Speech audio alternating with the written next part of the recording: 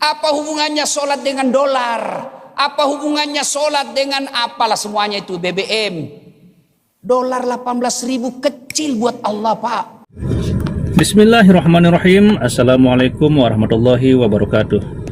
Alhamdulillahirrabbilalamin. Wassalatu wassalamu ala ashrafil anbiya'i wal mursalin Sayyidina Muhammadin wa ala alihi wa sahbihi ajma'in, amma ba'du. Sahabat beriman yang dimuliakan Allah, syukur alhamdulillah kita bertemu lagi di channel ini. Pada kesempatan yang berbahagia ini, mari sejenak kita luangkan waktu kita untuk bersama-sama menyimak tausiah yang sangat luar biasa dari guru kita. Tentunya banyak sekali ilmu, hikmah, dan manfaat yang bisa kita jadikan pelajaran dalam kehidupan kita sehari-hari. Penasaran siapa beliau? Mari kita simak bersama. Selamat mendengarkan. Subhanahu wa ta'ala fi kitabil karim. Bismillahirrahmanirrahim. Ya ayyuhalladzina amanu taqullaha haqqa tuqatih wa la tamutunna illa wa antum muslimun.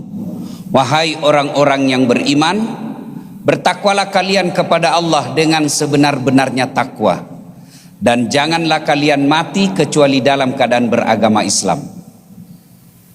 Ayat ini Jumat-Jumat dibacakan khatib. Sejak 1400 tahun yang lalu sampai sekarang, tiap Jumat dibacakan khatib ini ayat. Kenapa ayat ini penting? Wahai orang-orang yang beriman, bertakwalah kalian kepada Allah dengan sebenar-benarnya takwa, dan jangan kamu mati kecuali dalam keadaan beragama Islam. Berarti ayat ini Allah ingin sampaikan, ada di antara kalian ngaku Islam tapi matinya kafir. Insya Allah kita tidak akan mati dalam keadaan ngerampok, amin. Insya Allah kita tidak akan mati dalam keadaan sakau mabuk, amin. Insya Allah kita tidak akan mati dalam keadaan berzina, amin. Tapi yang bisa membuat mati kafir, hubbi aklil haram, suka gemar hobi memakan barang haram. Salah satu barang haram itu menerima serangan fajar ketika pilkada. Ini kan rakyat Indonesia ini saya bingung, Pak. Dia marah kalau bupati korupsi, tapi dia terima serangan fajar. Orang korupsi itu, Pak, berawal karena pilkada mahal. Tidak percaya, tanya beliau. Tidak ada gratis pilkada, Pak. Ada orang pilkada 200 miliar habis duitnya. 200 miliar habis duitnya, berujung masuk penjara. Adakah orang yang lebih bodoh dari ini, Pak? Habis duitnya 200 miliar, ujungnya masuk neraka. Saya punya duit 200 miliar, Pak Wali. Saya kawin lagi, Pak. Saya sogo istri saya 20 miliar, pasti sudah goyang otaknya. Bikin masjid 20 miliar sudah pasti paling cantik.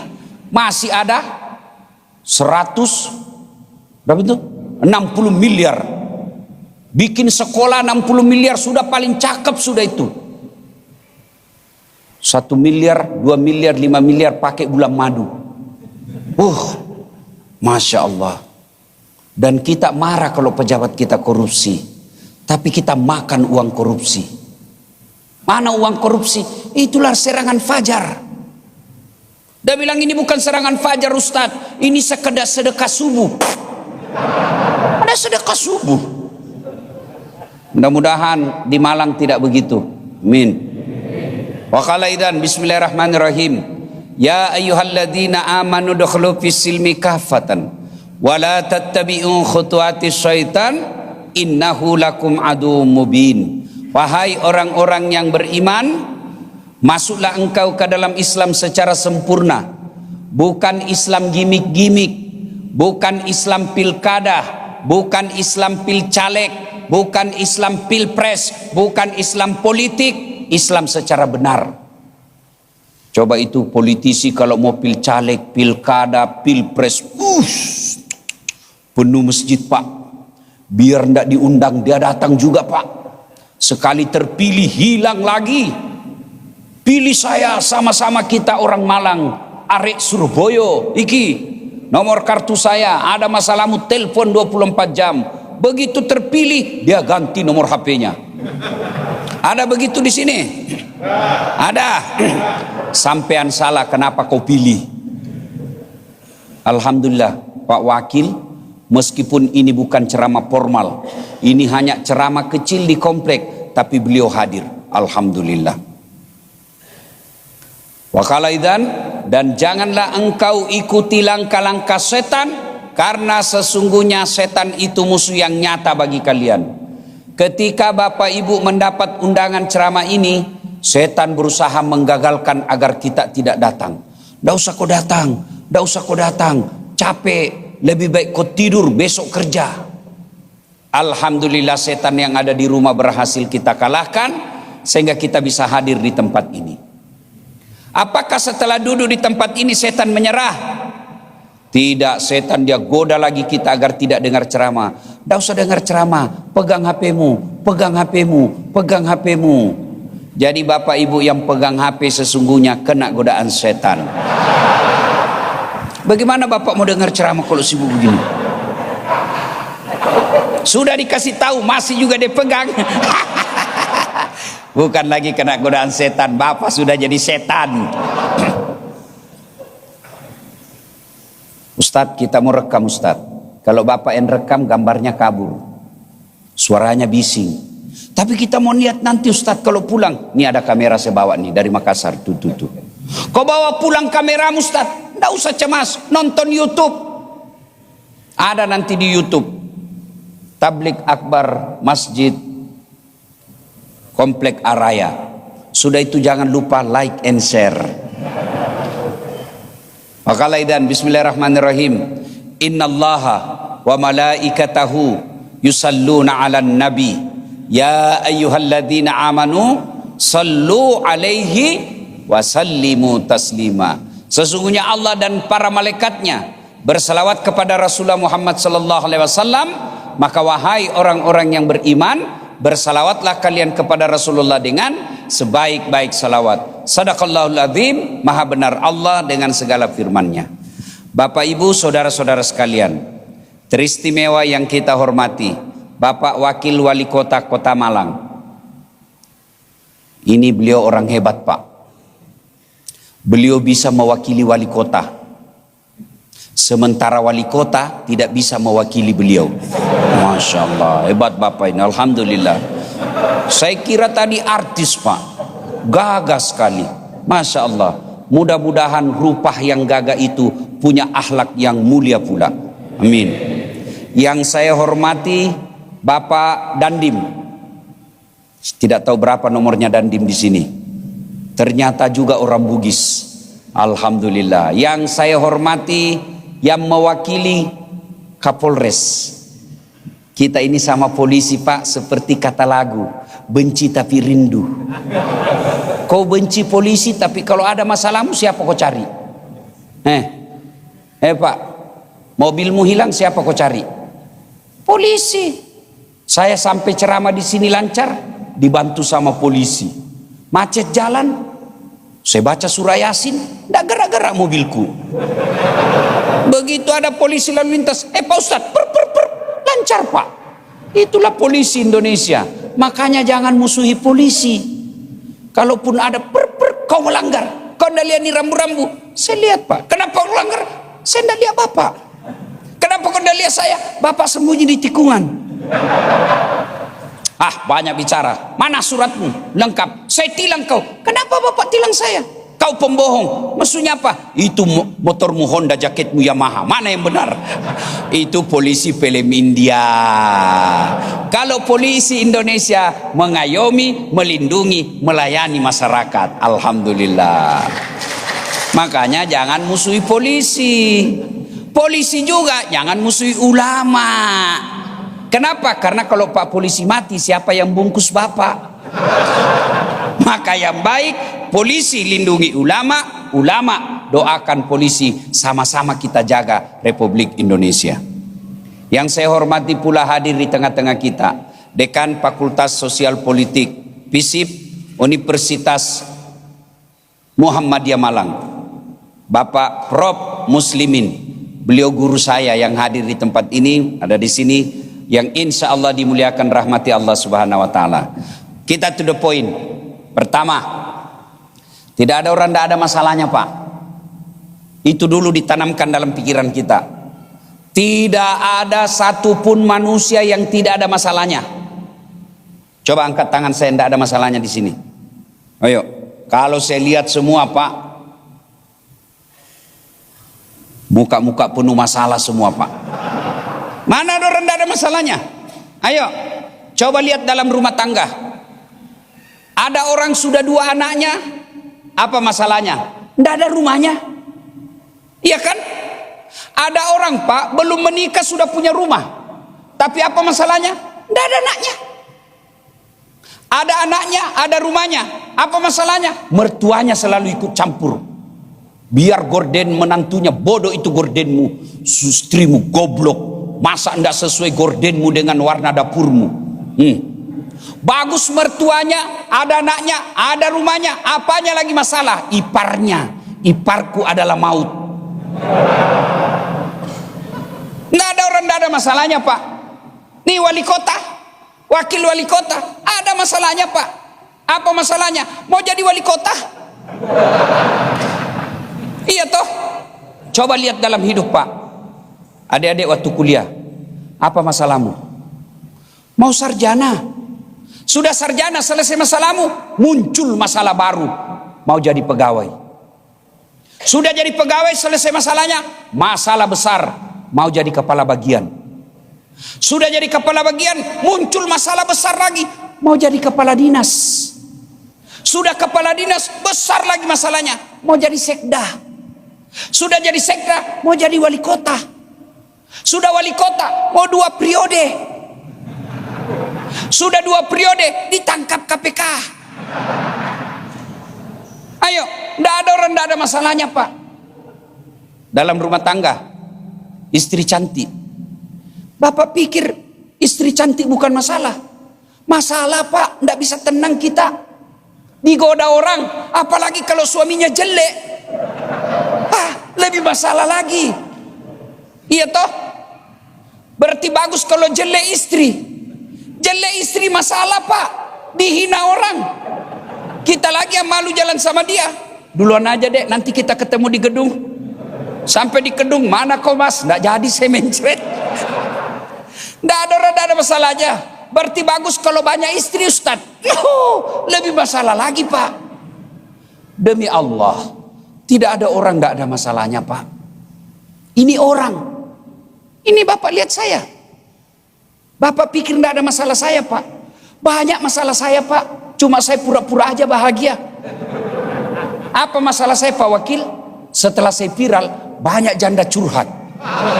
Masya Allah, Ustadz baru saja meninggal suami saya. Adakah doa-doa penenang jiwa? Saya kirimilah di WhatsApp doa-doa. Baca ini kalau ibu lagi galau. Lama dia bilang, Ustadz saya sudah berhenti galau. Maukah Ustadz menjadi imam dalam hidupku? Pret, saya bukan imam, saya penceramah. Tidak ada orang, tidak ada masalahnya Pak. Sampean kenal Nabi Muhammad SAW. Sedulur-sedulur kenal, tahu Muhammad SAW. Itu manusia paling mulia Pak. Itu beliau kalau sholat sunnah sampai bengkak betisnya Pak. Kalau sholat sunnah tidak pernah lepas sholat tahajud, tidak pernah lepas puasa Senin Kamis, tidak pernah kasar mulutnya, tidak pernah melihat barang haram, tidak pernah makan barang haram. Bapak pikir tidak ada masalahnya? Ini puncaknya bulan Hijriah, bulan Muharram. Apa masalahnya? Diusir Pak dari kampungnya. Ini pemerintah kita baru dikritik marah, padahal tukang bohong. Nabi kurang apa mulianya Nabi Pak? Tidak pernah sakitin orang, tidak pernah ngambil hartanya orang, tidak pernah bicara kasar, tidak pernah merugikan orang lain. Ibadahnya tidak ada yang kalah Pak.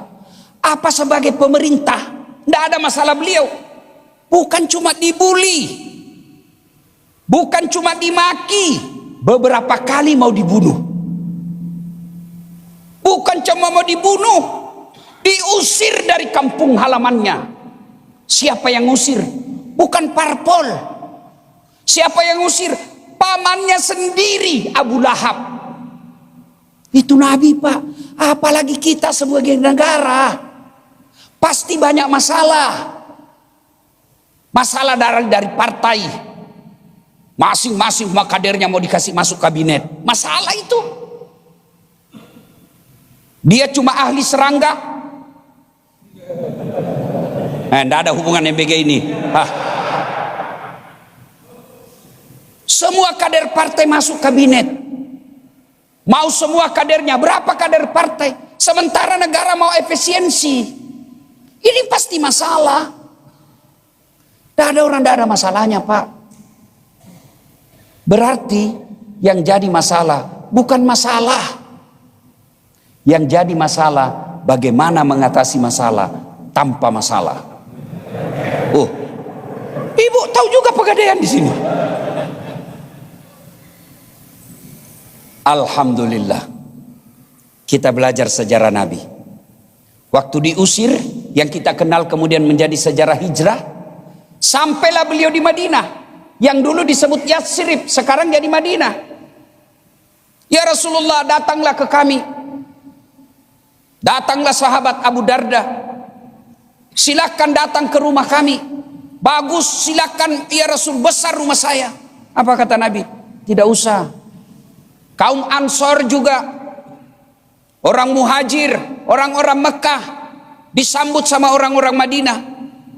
Kata orang Madinah, saudaraku dari Mekah, silakan kau bermalam di rumah saya. Apa kata orang Mekah? Enggak usah kau kasih saya. Tunjukkan di mana saya, di mana kami bisa berniaga. Itu artinya pendatang tidak memberikan beban buat orang yang tinggal di situ.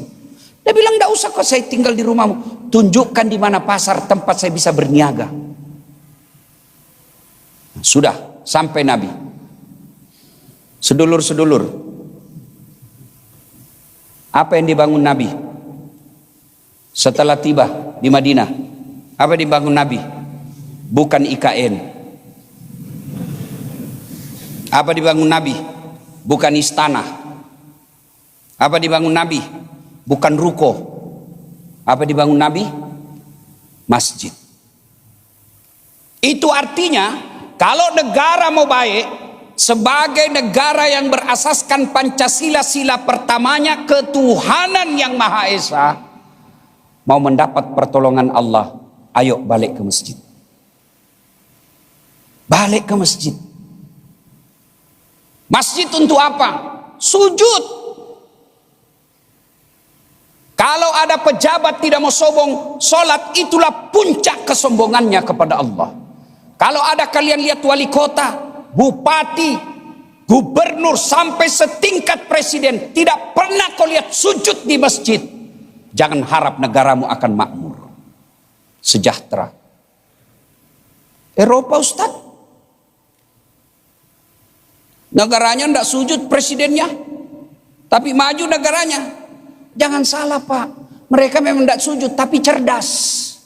Jadi otaknya yang imbangi negaranya bisa baik. Kalau kita kadangkala sudah bego tidak mau sujud, maka sujud. Umat Islam sujud kepada Allah, datang ke masjid, dan kalau tidak mau sujud, puncak kesombongannya sebagai hamba. Saya canda sama Pak Wakil. Saya dorong pantatnya, masih ketawa Pak. Ustaz. Saya dorong perutnya, masih senyum. Tapi jangan coba-coba dorong kepalanya Pak Dandim. Kau pergi dorong kepalanya Pak Dandim. Kenapa? Berani? Enggak. Kenapa? Harga diri ada pada kepala. Sebaliknya, Pak Wakil kasih saya honor malam ini. Dia kasih saya duit Pak, tapi pakai kaki. Ustaz, pulang Sulawesi nih. Marah saya rek. Orang Bugis bilang, lau gajak kau, kutikam kau. Kenapa? Kaki kehinaan, kepala kemuliaan. Tapi bagi orang yang sholat, ketika kau ketemu dengan Allah, kepalamu yang mulia ini, rendahkan sehina kakimu. Kenapa? Kau menghadap kepada Sang yang Maha Besar, Sang yang Maha Akbar, Sang yang Maha Mulia, Allah Subhanahu wa Ta'ala. Jadi hijrah ini tahun baru hijrah, ayo yang menyaksikan video saya ini, pejabat ke Anda, pengusaha ke Anda, intelektual ke Anda, politisi ke Anda, kalau Anda muslim, yuk datang ke masjid. Datang ke masjid. Sujud di hadapan Allah. Minta pertolongan Allah. Tidak pernah dibayangkan negara Arab yang waktu itu, zaman-zaman jahiliyah waktu itu, orang Arab tidak ada yang bisa membayangkan menaklukkan dua kerajaan besar zaman itu, yaitu kerajaan Persia dan Romawi, ditundukkan oleh Khalid bin Walid di bawah kepemimpinan Umar bin Khattab. Tak masuk akal waktu itu, Pak. Tapi kalau Allah memberikan pertolongan, gampang ini, Pak. Dolar 18.000 kecil buat Allah, Pak. Cuma kalau sombong, Allah lipat bumi kita ini. Ini kalau orang beriman. Kalau tidak beriman, Pak, dia bilang, apa hubungannya sholat dengan imam ini? Apa hubungannya sholat dengan dolar? Apa hubungannya sholat dengan apalah semuanya itu, BBM? Itu bagi orang munafik. Tapi kita bagi orang beriman, semua kita akan tujukan kepada Allah Subhanahu wa ta'ala. Maka sholat. Alhamdulillah masjid ini, Pak, selalu ramai. Apalagi kalau subuh, penuh jamaahnya, Pak. Sampai di luar, tidak ada di dalam. Ayo, mari. Ada masalah, sholat. Sholat, Pak. Allah Subhanahu wa ta'ala dalam Quran tidak mengatakan, Pak Wakil, ada masalahmu kau jadi wali kota dulu. Dasat, ada masalahmu kau profesor dulu. Pak Dandim, ada masalahmu kau jenderal dulu. Tidak. Allah cuma minta dua. Ista'inu bis-sabri was-shalah. Sabar, perbaiki sholatmu. Ibu-ibu ada masalah dengan suami, sabar. Suami suka ngomel, apa ibu? Sabar. Suami penghasilannya terbatas, sabar. Suami kawin lagi, tidak mau dibilang sabar, Pak. Inilah perempuan, Pak. Iya kan? Sabar, Pak. Istri dalam rumah tangga kita suka ngomel, jelek ustad, malas ustad, sabar, Pak. Tidak adalah salah. Ini ilmu, Pak. Ilmu sabar, ilmu paling tinggi dalam hidup. Sabar, Pak. Istri suka ngomel, sabar, Pak. Saya tidak senang ustad. Bukan dengan ditempeleng, bukan dengan dimaki, bukan dengan dipermalukan. Caranya apa? Kembalikan ke orang tuanya. Iya toh. Ibu-ibu kan ada lagunya dulu. Pulangkan saja aku pada ibuku. Lihatlah tanda bekas tampar. Orang tua memang semua di dalam ini, Pak. Lagu zaman dulu kan. Yang jadi masalah, kita tidak mau menerima istri kita. Padahal dalam kehidupan sehari-hari kitalah yang menjadi imam dalam rumah tangga. Kalau istri suka ngomel, itu dua penyebabnya, Pak. Dengar baik-baik ini para bapak-bapak nih. Kalau istri suka ngomel, dua rahasianya kata Nabi sebab istri suka ngomel. Satu, jarang dipuji. Gimana, Bu? Betul, jarang dipuji. Maka dalam Islam, memuji istri boleh bohong. Benar, 3 bohong yang boleh dalam Islam. Satu diantaranya bohongnya seorang suami membahagiakan istrinya. Boleh. Tambah cantik kau sayang. Masya Allah. Sudah 2 anakmu ini, tapi rasanya masih seperti pertama kita ketemu. Dan hebatnya itu bohong, Pak. Biar dia tahu kita bohongi, istri tetap senang, Pak. Malah bapak kalau jujur dosa. Dua anakmu tambah jelek kau. Dua, penyebab istri suka ngomel. Tidak pernah dikasih hadiah. Tanya istri di bawah. Sebenarnya itu perempuan, Pak. Biar bapak tidak hadir, yang penting ada uangnya. Tidak percaya? Ibu-ibu di bawah, tolong jawab. Biar suami tidak pulang, yang penting ada Nah, itu dengar, Pak. Uang dia cari, Pak. Yang jadi masalah, kita jarang memuji, tidak pernah kasih duit. Maka kita berharap wanita soleha. Dari mana mau dapat? Jarang dipuji. Istri tetangga kita puji. Piye kabare, Bu? Assalamualaikum. Api-api, nggih. Sekali bego memang kau ini. Sabar. Bagaimana wujud sabar? Alladzi isa asabatum musibah qalu inna lillahi wa inna ilaihi rajiun. Inna lillahi wa inna ilaihi rajiun. Istri bapak ngomel, papa. Inna lillahi wa inna ilaihi. Tapi jangan di depannya dia, Pak. Dia ngomel lalu bapak bilang inna lillahi. Terbang piring, Pak. Gimana? Dengar aja dulu. Sudah dengar, balik kanan. Inna lillahi wa inna. Coba diamalkan, Pak. Coba amalkan. Dan itu perempuan, Pak. Kalau dia sudah bilang pokoknya, tidak usah diajak ngomong, Pak. Lebih baik bapak makan obat tidur. Karena ini perempuan, apalagi kalau bapak pernah melakukan kesalahan, itu perempuan, catat baik-baik ini bapak-bapak ya. Perempuan itu ahli sejarah. Sekali bapak salah, itu sampai mati dia ingat. Bapak jelaskan satu, muncul pertanyaan dua. Selesai pertanyaan dua, muncul lagi pertanyaan tiga. Selesai semua bapak jawab, dia ulang lagi. Itu 3 tahun yang lalu. Itulah perempuan. Maka rumusnya sabar. Yang kedua, sholat.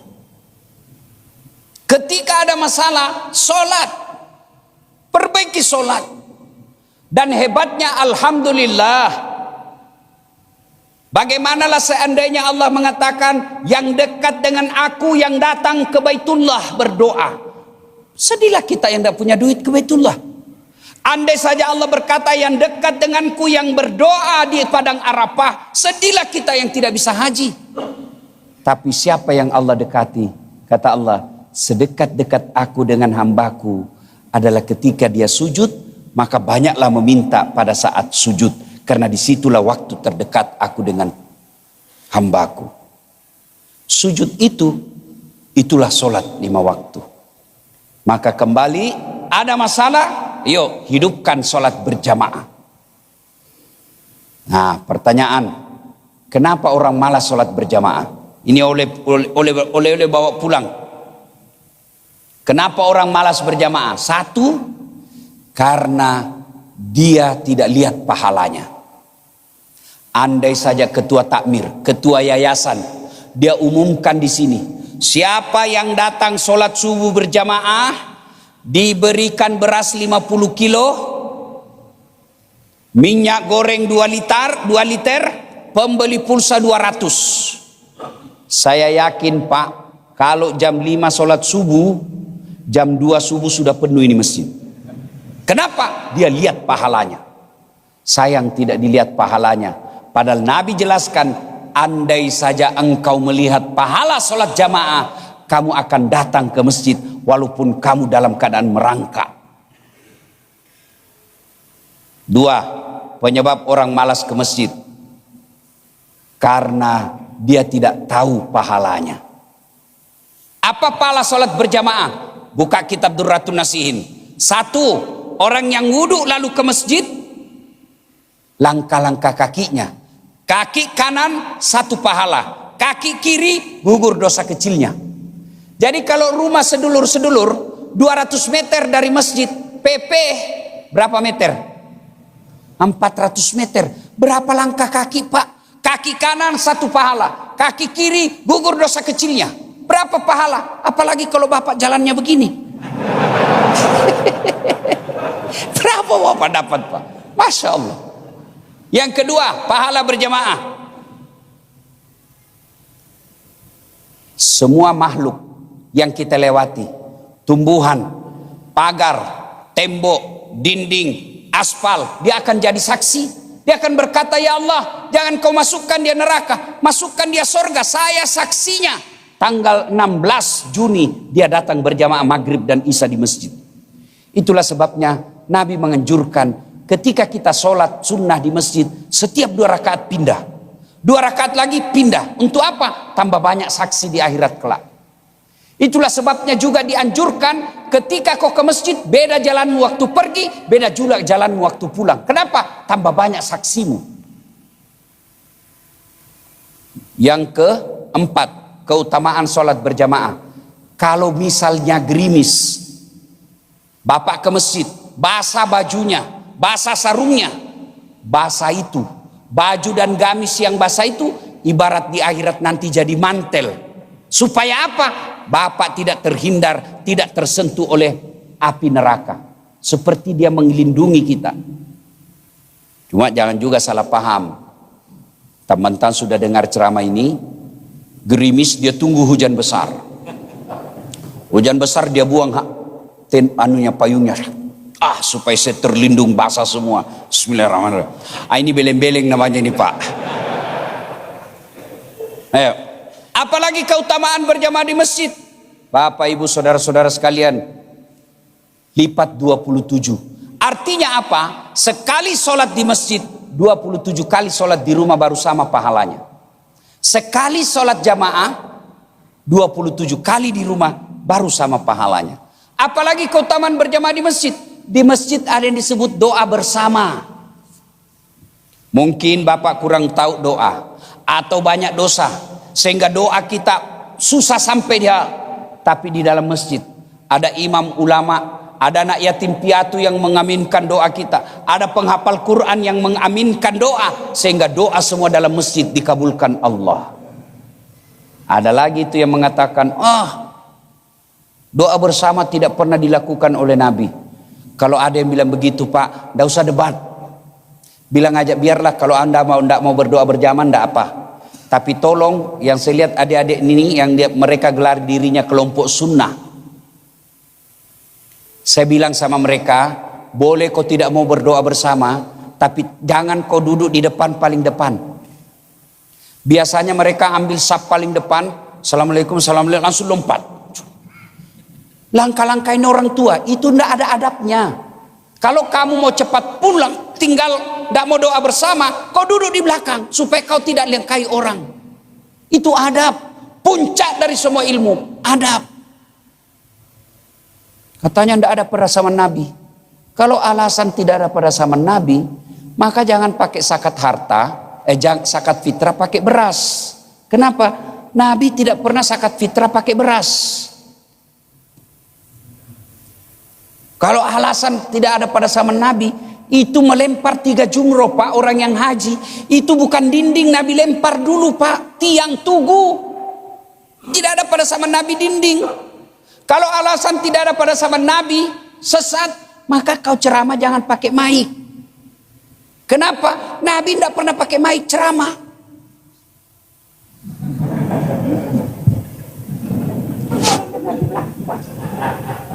Itu. Kalau kau alasan tidak ada pada zaman Nabi, tidak usah khutbah Jumat pakai bahasa Indonesia. Kenapa? Nabi tidak pernah khutbah pakai bahasa Indonesia. Maka yang baik, silakan laksanakan apa yang kamu yakini. Jangan kau cela orang yang tidak sependapat dengan kamu. Lah, apalagi keutamaan berjamaah. Keutamaan berjamaah di masjid, ada silaturahmi. Nah, poin pertama. Yang kedua, itu tadi, kenapa orang malas berjamaah? Karena dia tidak tahu pahalanya, tidak lihat pahalanya. Yang kedua, dia tidak tahu pahalanya. Yang ketiga, manajemen masjid tidak bagus. Ada masjid Pak, saya bangun, alhamdulillah, dari Bapak like and share di medsos saya. Saya dapat duit lah dari medsos saya. Alhamdulillah sudah 4 masjid saya bangun. Alhamdulillah masjid saya ada nama bapak saya, Masjid Bani Abdul Latif, ada nama masjid ibu saya, Masjid Hajjah Sitimang, ada masjid yang terakhir yang saya bikin sekarang ini, Darus Saadah. Saya bikin yang berasal katanya Das'ad, As-Sa'adah, yang menggembirakan. Nah, itu Pak, alhamdulillah nyaman. Kalau ustadznya sikirnya nampak di monitor. Doanya nampak di monitor. Jadi orang bisa berdoa, bersikir, ikutin di monitornya. Imamnya Pak, penghafal Quran 30 juz. Sudah 3 tahun berturut-turut. Mahasiswa kedokteran Unhas, hafal 30 juz. Sudah 3 tahun juara 1 hafal Quran dengan tafsirnya tingkat provinsi MTQ. Muadzinnya anak muda, digaji juga selayaknya pegawai negeri. Penceramanya belum ceramah sudah dikasih honornya. Pak, karpetnya selalu diganti Pak. Dibawanya masjid, jadi masjid di sini dikelilingi kolam. Kolamnya Pak isinya ikan yang saya sudah Islamkan, mu'allaf. Ikan koi Pak Wakil. Koi kan Sinto. Agama dari ikan koi kan dari Jepang Pak, agama Sinto. Sebelum saya turunkan, saya suruh syahadat dulu. Jembatannya dari masjid, dari pekarangan masjid ke masjid, badan masjid, kaca jembatannya Pak. Anak muda semua pengurusnya. Ramadan kemarin masuk nomor urut 1 masjid yang difavoritkan di kota Makassar. Penceramanya belum ceramah kita kasih judulnya. Imamnya Masya Allah hafal Quran, ber-AC, sound systemnya bagus. Tidak seperti ini. Usul kepada pengurus masjid, mesti diperbaiki ini sound systemnya Pak. Ini sudah tidak memenuhi ini standar di atas ini. Mumpung ada wakil wali kota, ya kan? Mudah-mudahan beliau masukkan nanti perubahan anggaran, bantu masjid. Pak wakil wali kota pasti Bapak lepas. Tapi alangkah bahagianya Bapak setelah pensiun jadi wakil wali kota, Bapak bisa berkata, tuh sound systemnya masjid saya yang bantu waktu saya wakil wali kota. Saya paling pekat telinga saya kalau sound system ini tidak memenuhi standar, tidak terlalu jelas. Ini memang sudah tidak boleh ganti Pak. Ini masjid kadangkala kekeliruan masjid, dia selalu simpan saldo. Saldo kas 100 juta, ngapain kau simpan? Kalau Bapak simpan, tidak jalan amalnya orang. Betul Bapak tidak masuk neraka, tapi ada pertanyaan berat nanti. Sama Bapak kalau dipanggil KPK. Betul tidak di penjara, tapi sudah dipanggil Pak, keringat dingin kita Pak. Begitu juga orang yang simpan saldo banyak di masjid, dipanggil nanti ditanya-tanya, kenapa kau simpan saldo? Jadikan dia keran air, jadikan dia sound system, jadikan dia makanan buka bersama, jadikan dia beasiswa untuk sekolah. Ada anak remaja masjid di sekeliling ini mau sekolah, tapi tidak punya duit, sekolahkan, itu lebih utama. Saldo kas 200 juta, begitu kita kerannya rusak. Rata-rata masjid Pak, pengurus takmirnya 100 orang lebih, tapi keran masjid satu yang rusak, tidak ada yang bisa perbaiki. Hati-hati Pak, takmir masjid, hati-hati. Ada pertanyaan nanti Pak. Betul Bapak tidak masuk neraka, tapi ditanya-tanya ribet Pak. Dipanggil polisi, diperiksa, dipanggilnya jam 10, diperiksanya jam 3. Apa tidak stres Pak? Maka manajemen masjid mesti bagus. Ini yang jadi imam kadang-kala juga Pak. Imam itu kata Nabi, ringkaskan bacaan solatmu. Tidak ada hadis saya temukan, bacalah panjang-panjang ketika jadi imam. Nabi justru katakan, ketika kau jadi imam, ringkaskan bacaan solatmu. Yang kedua, bacalah yang umumnya orang hafal. Kenapa disuruh ringkas? Itu kan kalau imam sebelum angkat takbir, sunnah kan? Salat jami rahimakumullah. Itu ibarat tentara inspeksi pasukan. Lihat, banyak orang tua. Jangan panjang-panjang, Pak. Kenapa jangan panjang? Satu, bisa jadi ada ibu-ibu di situ yang lagi hamil tidak bisa lama berdiri.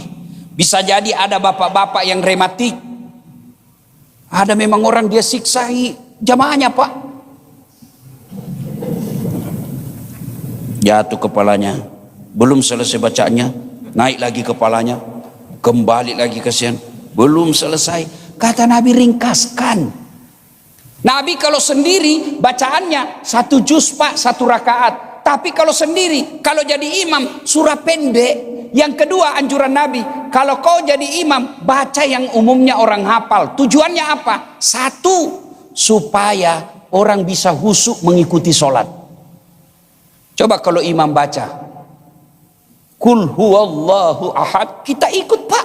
Kenapa? Kita hafal, bahkan anak-anak pun ikut. Qul huwallahu ahad, Allahu samad. Kenapa dia hafal, Pak?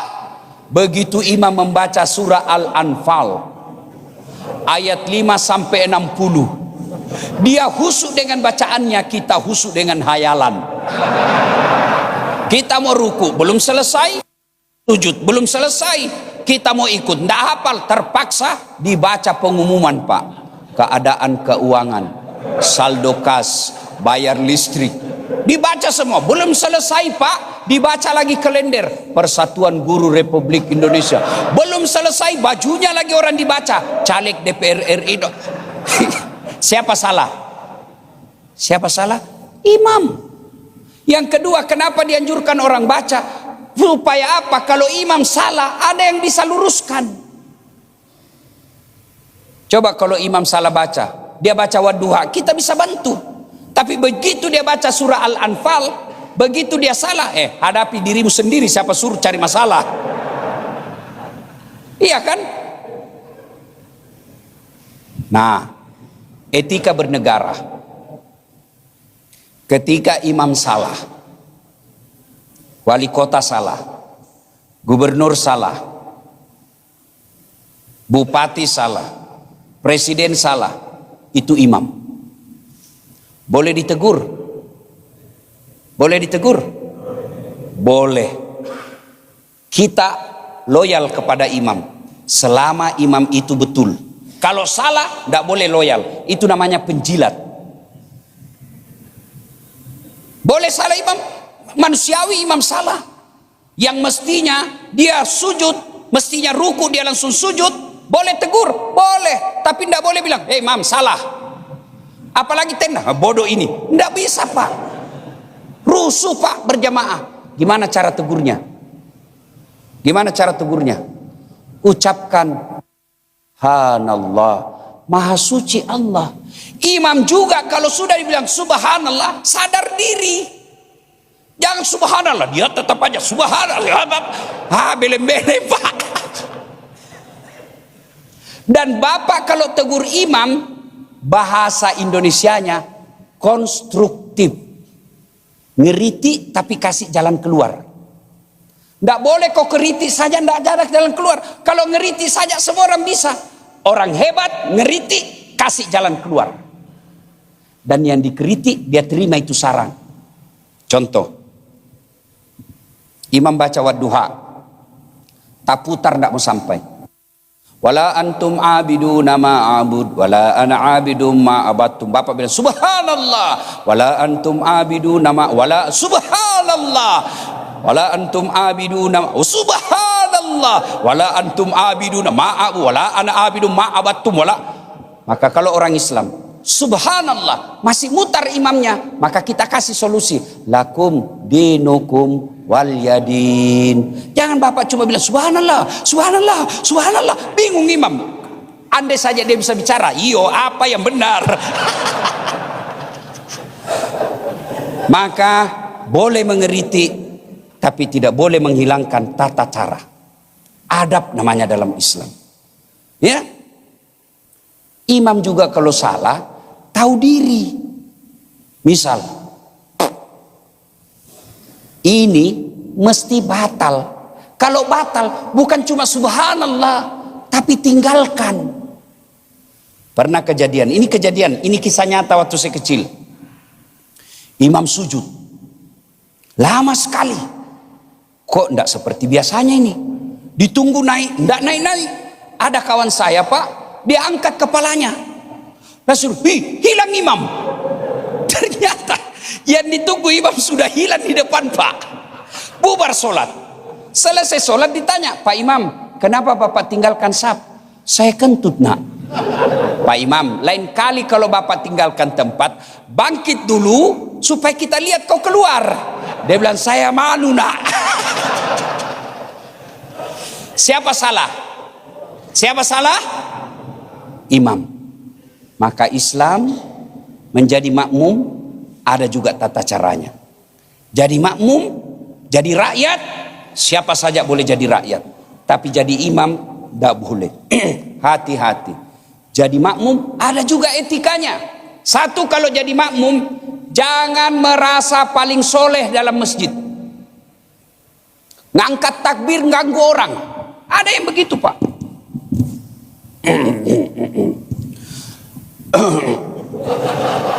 Allah, kau ganggu orang bos. Baca Al-Fatihah kayak dia di telinga kita. Alhamdulillah malik yaum. Kau ganggu orang. Jangan ketawa, saya serius ini bos. Ya, coba. Jadi makmum itu Pak ada aturannya. Kenapa? Nabi menyunnahkan kalau kau ke masjid pakai parfum. Kalau kau masjid pakai sikat gigi. Tujuannya apa? Apa parfum, apa sikat gigimu sampai kepada Allah? Tidak. Tujuannya apa? Supaya bau badanmu jangan ganggu tetanggamu. Dalam Islam Pak, bertetangga bau badan saja tidak boleh ganggu. Itu artinya orang Islam itu rahmatan lil alamin. Jadi wali kota, jangan jadi wali kota tapi kau resahkan masyarakat. Itu maknanya disuruh pakai parfum. Bayangkan kalau bapak datang, tadi malam makan pakai pete, 3 hari tidak sikat gigi. Lalu bapak tidak pakai parfum, takbir. Allahu Akbar. Alhamdulillah. Orang di samping bapak. Dan itu pasti dikenang sampai mati Pak. Begitu bapak lewat depan rumahnya, itu semua adab dan tata cara bertetangga. Nih dengar lagi. Ada anak muda itu baru belajar 1 kali dengar ceramah, seolah dialah paling alim dalam masjid. Apa kaki? Bapak mungkin pernah dapat kan? Kita kasih pindah kaki, dia kasih pindah lagi. Pindah lagi. Saya pernah, saya kasih pindah kaki saya, dia kasih pindah lagi. Saya kasih pindah, tidak bisa lagi goyang kaki saya. Akhirnya saya kasih gini. Ikan, ya masalahnya kalau dia sentak jari-jari kita, jari-jari jadi kita pikir Pak, seolah-olah kita bermain. Masya Allah, sangat luar biasa tausiah yang sudah disampaikan oleh guru kita. Sahabat beriman yang dimuliakan Allah, tetaplah di channel ini karena kajian ini belum selesai. Dan masih banyak lagi hal-hal menarik yang akan disampaikan oleh beliau. Tetaplah di channel ini dan mari kita lanjutkan kembali. Selamat mendengarkan. Selesai sholat dia bilang, kenapa diinjak kakiku? Kau ganggu saya. Kenapa kau mesti gini? Supaya rapat saf. Dek, kalau mau rapat safmu, bukan kakimu yang kau rapatkan, tapi pundakmu. Ini kalau ini rapat Pak, pasti saf rapat. Tapi kalau kakimu rapat, safmu longgar. Sujud. Itu maknanya apa? Rahmatan lil alamin. Saya banyak melihat Pak, punten, maaf, rajin berjamaah di masjid, takmir masjid, tapi di komplek tidak ada yang senang. Depan rumahnya bertengkar gara-gara parkir. Samping rumahnya bertengkar gara-gara got. Sebelah kirinya bertengkar gara-gara pagar. Belakang rumahnya bertengkar gara-gara sampah. Hitam jidatnya sholat. Orang seperti ini bukan orang mulia di hadapan Allah. Apa orang mulia kata Nabi? Siapa orang yang paling baik di antara kalian? Yang hitam jidatnya gara sholat? Bukan. Yang sikirnya tiap hari di masjid? Bukan. Yang tadarusnya tiap hari? Bukan. Tapi kata Nabi, Khairun nas anfa'hum linnas. Sebaik-baik manusia dari kalian yang paling banyak manfaatnya buat orang lain. Mulailah dari tetangga. Kalau bapak bukan pejabat, jadilah tetangga yang baik. Jangan musikmu mengganggu tetanggamu. Jangan tumbuhan hobimu menanam kau ganggu tetanggamu. Sampai dalam adab bertetangga, Pak. Itu kalau bapak tanam mangga dan daun-daunnya, rantingnya menyeberang, Pak Wali, nyebrang pagarnya tetangga, maka yang nyebrang haknya tetangga. Halal buat tetangga yang nyebrang. Tiba-tiba mahasiswa saya bilang, bagaimana kalau istrinya tetangga nyebrang pagar, Pak Ustaz? Itu lain kasusnya itu. Iya kan? Itu adab. Sebagai pemimpin, jadilah rahmatan lil alamin. Pak Wakil sebagai saudara mengingatkan, tidak semua Allah kasih nikmat berupa pejabat. Bapak kemarin bertanding berapa lawan, Pak? Berapa pasang? 3 pasang. Allah pilih Bapak. Maka rugi seorang pejabat kalau dia tidak gunakan jabatannya gampang masuk surga. Dan pejabat jauh lebih cepat masuk surga daripada ulama. Dengar baik-baik, Pak. Pejabat jauh lebih cepat masuk surga daripada ulama. Kok bisa, Ustaz? Di akhirat nanti malaikat berkata, ulama kota Malang masuk surga. Masuk surga, Pak, tapi masih lama. Ulama NU, ulama Muhammadiyah, Nahdien, masih banyak, Pak. MUI, masih banyak. Mereka ngantri, baru sampai, masih ngantri kan ribuan ulama di kota Malang. Tapi begitu malaikat katakan, wakil wali kota Malang masuk surga, Bapak tidak perlu antri, sendiri. Ya, Pak, tidak perlu ngantri, cuma 1 wakil wali kota.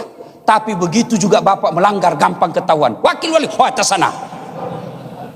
Maka Allah tidak melarang menjadi pejabat.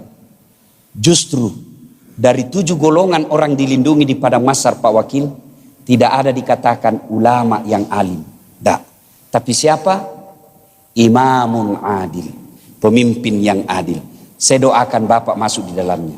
Pemimpin-pemimpin kita yang hadir di dalam ini, kita doakan masuk surga lebih awal. InsyaAllah. Dengan catatan adil. Adil, insyaAllah. Bapak Ibu saudara-saudara sekalian, poin yang berikutnya, kalau sudah selesai masalah dengan memperbaiki sabar dan sholat, hijrah bahasanya. Bapak ada masalah selama ini belum selesai, cobalah terapi sabar dan sholat diperbaiki. Saya sholat, Ustaz. Betul Bapak sholat tapi tidak ikhlas. Hayya ala sholat, asar lagi. Berarti Bapak tidak ikhlas. Saya sholat, Ustaz. Betul Bapak sholat tapi main-main. Allah berbalik. Ya kada budu. Bapak ketawa karena membayangkan diri sendiri kan. Allahu Akbar.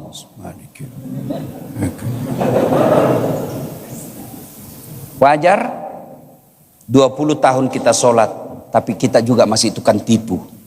Sholat kita belum sempurna seperti yang Allah mau. Cara wudhu kita mungkin masih salah. Nah, kalau belum bisa khusyuk 100%, 80% tidak bisa khusyuk, datanglah ke masjid.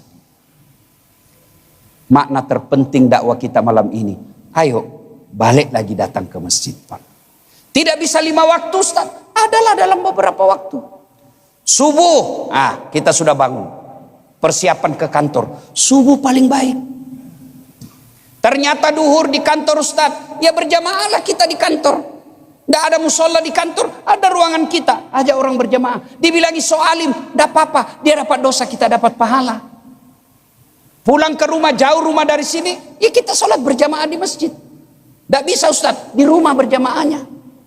Perlu juga sekali-kali berjamaah di rumah, Pak. Untuk apa? Anak-anak istri kita diajari untuk jamaah. Selesai itu sambil dinasehati. Sudah dinasehati, tidak usah buka tanya jawab. Nanti ada pertanyaan, Bapak tidak bisa jawab, mati kita, Pak. Bapak Ibu saudara-saudara sekalian, sholat disempurnakan. Saya sudah sholat, Ustaz, baik sholat saya sesuai sunnah. Kok apa yang saya minta tidak dikasih Allah? Percaya apa yang Bapak minta tidak baik. Pak Wakil, 2014 saya ikut pilwali waktu itu di Makassar. 10 pasang calon. Kalah? Tidak. Cuma yang menang lebih banyak suaranya. Saya tidak mau dibilang kalah, Pak. Sejarah perjalanan Sulawesi Selatan, itulah pilkada paling ramai. 10 pasang calon, Pak.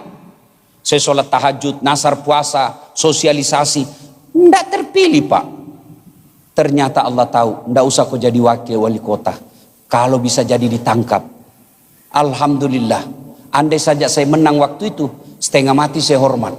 Datang Kapolres, siap Pak Komandan. Datang Jenderal Kapolda, siap Pak Jenderal. Datang Gubernur, siap Pak Gubernur. Datang Presiden, siap Pak Presiden. Sekarang saya jadi ustadz, mereka semua yang hormat sama saya.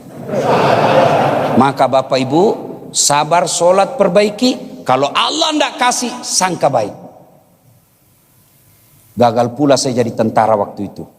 Karena ceper. Kurang tinggi saya 1 meter, 1 senti. Ya Allah, kenapa kau tidak tambah saya 1 senti? Kau tidak rugi jadi Tuhan kalau kau tambah 1 senti. Kawan saya lulus. Dia AKBP sekarang polisi di Sulawesi Barat, reserse, pakai baret merah. Saya pakai baret putih. Alhamdulillah dengan baret putih yang saya pakai ini, Pak. Mulai baret hitam sampai baret merah, semua angkatan saya ceramah. Ya, ini ada ceramah, Pak. Allah kasih yang terbaik. Maka salat. Kalau sudah salat berjamaah dipelihara dengan baik, janji Allah, walau anna ahlal qura amanu wattaqau lafatahna alaihim barakatim minas samai wal ard. Apabila penduduk suatu negeri beriman dan bertakwa kepadaku, maka aku turunkan keberkahan dari langit dan aku munculkan keberkahan dari dalam tanah. Mau contoh, Pak? Lihat Saudi Arabia. Tidak punya tambang batu bara, tidak punya sawit, tidak punya nikel, hanya punya minyak dan gas. Alhamdulillah, negaranya tidak ada satupun warga Saudi Arabia datang ke Indonesia menjadi tenaga kerja. Indonesia, nikel ada, batu bara ada, sawit ada, emas banyak. Apa yang kurang di negara kita, Pak? Semua sumber daya alam, laut kita banyak, Pak. Tapi kenapa banyak bangsa Indonesia keluar negeri untuk jadi babu? Bahkan anak muda kita pernah bikin tagline apa? Kabur aja dulu. Tapi kalau kita orang beriman, percaya kepada Quran sebagai hudan, zalikal kitabu la raiba fihi hudan lil muttaqin. Quran diturunkan Allah, tidak ada keraguan di dalamnya. Kalau Bapak percaya resepnya mau selamat bangsa kita ini, iman, dan wujud konkret iman itu solat. Maka melalui tayangan ini yang menonton, saya mengajak kepada seluruh pengelola negara ini, ayo selamatkan bangsa kita. Kalau Anda masih percaya ketuhanan yang Maha Esa, kembali ke jalan yang benar, bermula dari hidupkan solat, terutama solat berjamaah, insya Allah. Bapak Ibu saudara-saudara sekalian, ingin rasanya berlama-lama, tapi waktu jualah yang membatasi kita. Terima kasih atas kehadiran Bapak Ibu sekalian. Terima kasih atas undangannya. Mudah-mudahan ada manfaat. Saya hadir di tempat ini diundang oleh, saya lupa namanya, Pak. Aslok. Siapa namanya ke? Pak Opik ya. Pak Novi. Beliau yang undang saya datang ke tempat ini. Mudah-mudahan kehadiran kita, seluruh pahala-pahala juga diserahkan kepada yang mengundang saya, insya Allah. Mudah-mudahan berkah kehadiran kita semua. Kalaupun ada kata dan kalimat yang salah, jangan menyalahkan Islamnya, tapi itulah kesalahan saya secara pribadi dan saat latih. Terima kasih. Usikum wa nafsi bitaqwallah. Pastabikul khairat. Assalamualaikum warahmatullahi wabarakatuh. Alhamdulillahirrabbilalamin. Demikianlah tausiah penuh ilmu, hikmah dan manfaat yang sudah kita dengarkan bersama dari guru kita. Semoga tausiah yang beliau sampaikan kepada kita semua menjadi ilmu yang bermanfaat dalam kehidupan kita sehari-hari. Sahabat beriman yang dimuliakan Allah, terima kasih banyak sudah menyimak tausiah ini sampai selesai. Doa dan harapan saya semoga sahabat semua selalu diberikan kesehatan, dimudahkan segala urusannya dan dilancarkan rezekinya. Amin ya rabbal alamin. Demikian yang dapat saya bagikan, kurang lebihnya mohon maaf. Sampai bertemu lagi di kajian berikutnya. Wabillahi taufiq wal hidayah, waridha wal inayah. Wassalamualaikum warahmatullahi wabarakatuh. Setelah kita mendengarkan bersama tausiah yang sangat luar biasa dari guru kita, sekarang mari kita lanjutkan aktivitas kita masing-masing. Semoga tausiah yang beliau sampaikan kepada kita semua menjadi ilmu yang bermanfaat dalam kehidupan kita sehari-hari. Dan semoga kita semua bisa istiqomah dalam mengamalkannya. Amin ya rabbal alamin. Selamat beraktivitas buat sahabat semua dan sukses selalu. Sampai bertemu lagi di video berikutnya. Wassalamualaikum warahmatullahi wabarakatuh.